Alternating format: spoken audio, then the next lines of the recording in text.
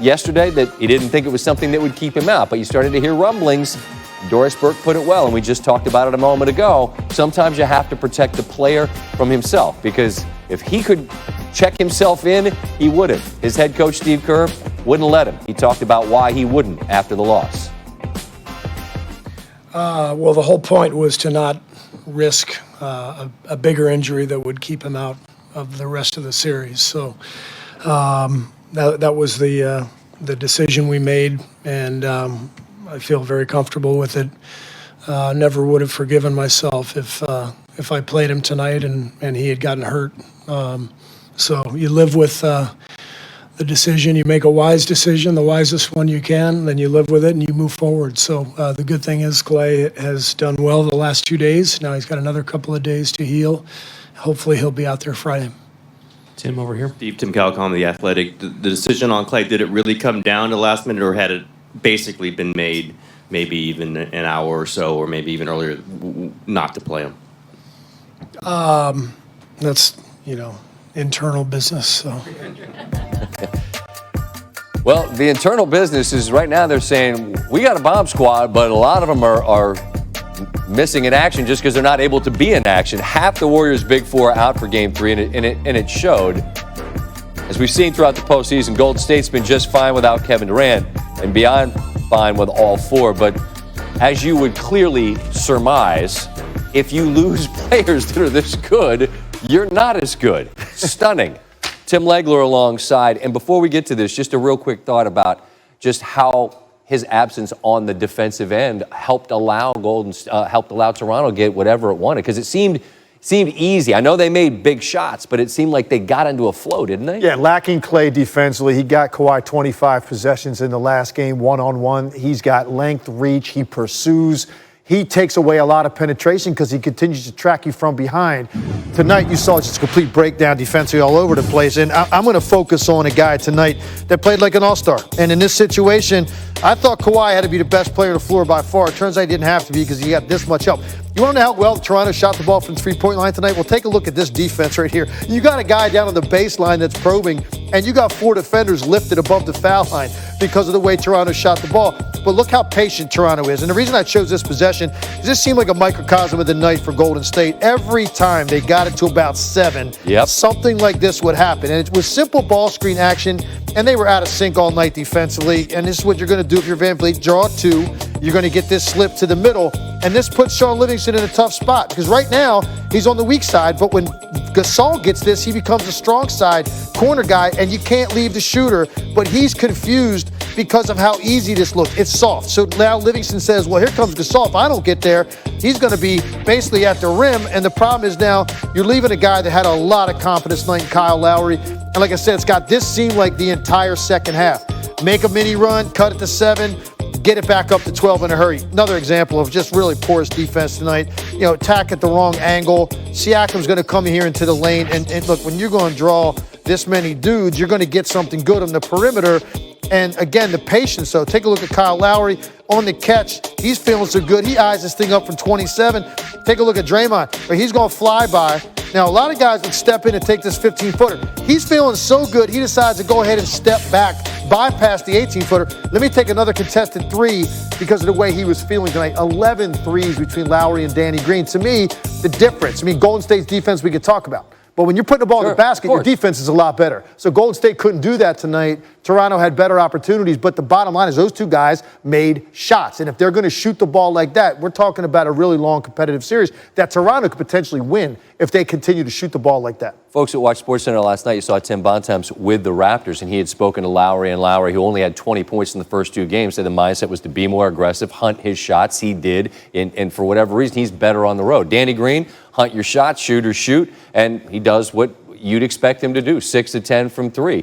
He was a key contributor in this one as well because Van Vliet buries threes, Lowry buries threes, but Green had to see the ball going at some point, didn't he? Yeah, early too. And look, I just know this as a shooter. Anytime you go through some sort of a slump where you're not yourself, if you get a couple of looks early, and he had 3 clean threes in the first quarter of this game. And it's a different night for you as a shooter when you knock down a couple early in the game. He said it. Just see it go through the basket. Completely. And you could tell then the rest of the game, he shot it. Like I saw him earlier in the playoffs shoot and chase shoot and wish. He shoot and hope. He was posing tonight. Correct. Tonight, you could just tell he went up down the same place. The follow-through was there, and he was already jogging back as that thing was about 75% of the way to the rim. So, again, look, it's created by getting into a rhythm early. Golden State's defense really contributed to that, but give Green and Lowry big-time credit. This was a game, flat out, there's no way they could lose if they expect to have a chance to win this series. Not tonight. Not against this Warriors team. Right. And Kyle Lowry and Danny Green had a lot to say in that. Yeah, and Kawhi had 30 because that's what superstar players do. They leave their imprint on the game, and Kawhi certainly did. Afterwards, Tim, thank you, he was with Ramona Shelburne. You and Danny are the ones who have been here in an NBA Finals in this spot. What do you tell your teammates now with a 2-1 lead? The same thing, one game at a time, get ready for game 4, and that's it. Just come out, let's play hard, limit our turnovers, and just come in game 4 ready to play. Every one of these games is critical, and I keep saying we've had a lot of this throughout the playoffs with other teams, guys out. We've had some guys out, etc. And 5 guys are going to be out there, right? And you can't really worry about that. Each game's critical, and the next one will be as critical as tonight's was, So it's been like that all through the playoffs. And, we just got to guard and play who's out there, and that's all we can do. If he plays, we'll get ready for him. But, I think we said it yesterday, we'll be ready. Be ready for whoever, plays. And if it's Kevin, if it's Clay, if it's, whoever it is, we're going to have a game plan for them, and we're going to try to execute it for 48 minutes. We welcome in Stephen A. Smith. First Takes had live studio audiences, and they've been very enthusiastic, but maybe a little bit of nervousness in the air as they're now down 2-1, and we wait to see who will be available for them Game 4. But Stephen A., this Toronto team, they're led by Kawhi. We know this, but how significant do you feel like the contributions were beyond their stars 30?